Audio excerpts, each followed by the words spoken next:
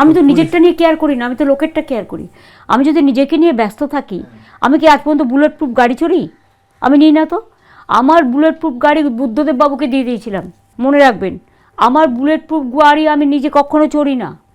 আমি জাস্ট একটা পার্টির গাড়ি চড়ি, এটা গভর্নমেন্টেরও গাড়ি নয়। আগে যে ছোটোগুলো ছিল ওগুলো সব মিলিয়ে মিশিয়ে পার্টি থেকে এই গাড়িটা কেনা হয়, এবং এটা হচ্ছে স্করপিও, এবং যেটা হচ্ছে পার্টির গাড়ি। এবং আমি গভর্নমেন্ট থেকে 1 পয়সা নিও না, ইভেন স্যালারিও নিই না। পার্লামেন্টের থেকে আমি কয়েক কোটি টাকা লুজ করেছি, বিকজ আমি 15 বছর ধরে পেনশন নিতে পারতাম। আমি 7টা এমপি, অ্যাকচুয়াল হিসেবটা আমার কাছে নেই, কয়েক কোটি টাকা হবে। আর যেদিন থেকে আমি চিফ মিনিস্টার হয়েছি আমি 1 পয়সাও নিই না, এমনকি ডেলি অ্যালাউন্সও নিই না। এমনকি সার্কিট হাউসে গিয়ে যদি আমি থাকি, আমার কাছে বিল আছে সব, আমি সার্কিট হাউসের টাকাটা দিয়ে দিই, চায়ের দামটাও দিয়ে দিই। রেলে যখন ছিলাম রেলেও চায়ের দামটা দিয়ে দিতাম। তখন মাইনে নিতাম, কিন্তু ইকোনমি ক্লাসে ট্রাভেল করতাম 91 থেকে, আমি এক্সিকিউটিভ ক্লাসে করতাম না।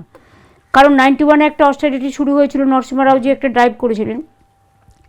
আমি দেখলাম এক্সিকিউটিভ ক্লাসে বসে কী লাভ, কিছু টাকা বেশি পাওয়া যাবে ডিএটিএ, কিন্তু ইকোনমি ক্লাসে আমি যদি থাকি তাহলে আমি সাধারণ হয়ে থাকতে হবে। আর এটাও আপনার একটা জনসংযোগ, যে সাধারণ মানুষ ভাববে যে কোনোদিন আমার কষ্ট হবে মমতা না। বন্দ্যোপাধ্যায়ের পাশের সিটে বসে যাচ্ছে। এখন যেটা প্রবলেম হচ্ছে সেটা হচ্ছে, ধরুন আপনি সামনের সিটে বসে আছেন, তো 10 সিট আগে থেকে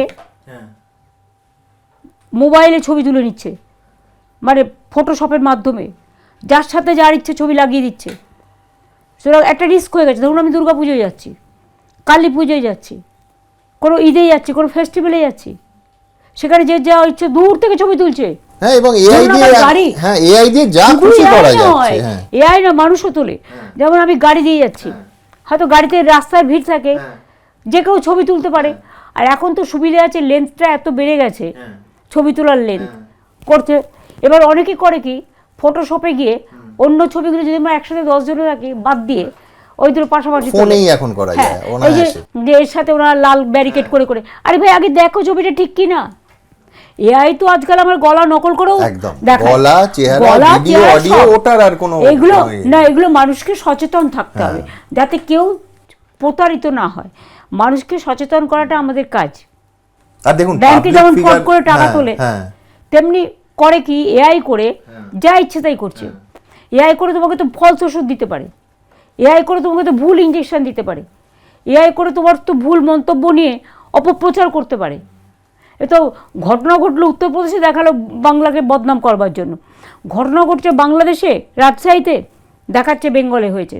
এ তো গতকালও তোমরা দেখেছি কি নৃশংসভাবে আমাদের একটি ছেলেকে, একটা মা তো একটা 24 বছরের ছেলে, তাকে মহারাষ্ট্রে পুনেতে খুন করেছে। তো এইভাবে বিহার বলো, উড়িষ্যা বলো, রাজস্থান বলো, মধ্যপ্রদেশ বলো, আসাম বলো, উড়িষ্যা বলো, বিজেপি রুল স্টেটের সব জায়গায় বাংলায় কথা বললে অত্যাচার হচ্ছে। আমরা তো এটা করি না। এরপরেও বিজেপি বলবে বাংলায় ভোট চাইবে, কোন মুখে? সামান্য লজ্জা তো থাকা উচিত। আনফরচুনেটলি নন বিজেপি স্টেটে অবধি এটা ছড়িয়ে পড়ছে, ভয়ঙ্কর প্রবণতা। মানে কেরলে হয়েছে, তামিলনাড়ুতে হয়েছে। কেরলে তো সিপিএম আছে, সিপিএম এর নেতারা কেন কথা বলে না? এবিপি আনন্দ, এগিয়ে থাকে, এগিয়ে রাখে।